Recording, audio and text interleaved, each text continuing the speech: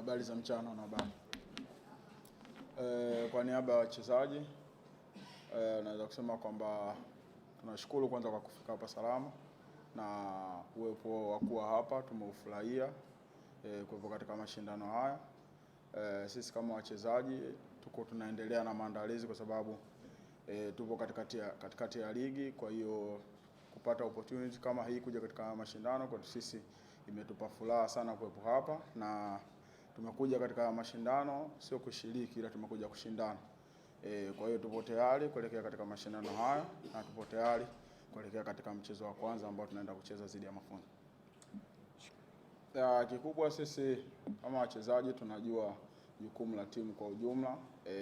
Tunapocheza mashindano yote huwa tunatamani kufika katika mwisho wa mashindano, na ukitaka kufika mwisho wa mashindano ni lazima kwanza ufanye vizuri katika michezo ya mwanzo, na unapofika mwisho wa mashindano kuna trophy ambayo iko pale.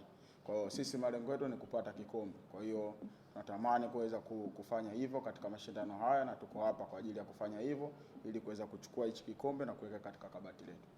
Kubwa ambacho huwa tunazungumza kwamba Simba popote inapoalikwa au kokote inapoenda katika mashindano, muhimu kufika katika mwisho wa mashindano. Kwa hiyo huo ujumbe huwa tunawapa wachezaji ambao kama wageni hawajawahi kucheza katika mashindano kama haya, ni kuchukulia umuhimu wa mashindano, kwa sababu Simba sisi malengo yetu ni kufika mwisho wa mashindano. Kwa hiyo tunapowapa ujumbe huu, kwa hiyo wao wenyewe wanakuwa wanajua ni umuhimu gani ambao wanatakiwa kufanya katika kila mchezo ambao utakuwa mbele yetu.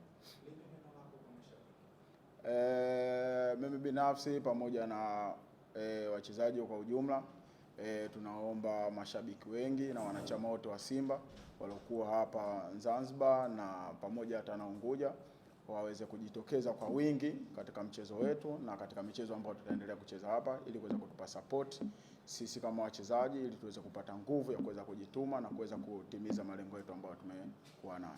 Naamini kwamba mpinzani wetu yoyote ambaye tunakutana naye ni bora, na tunawaheshimu wapinzani kwa sababu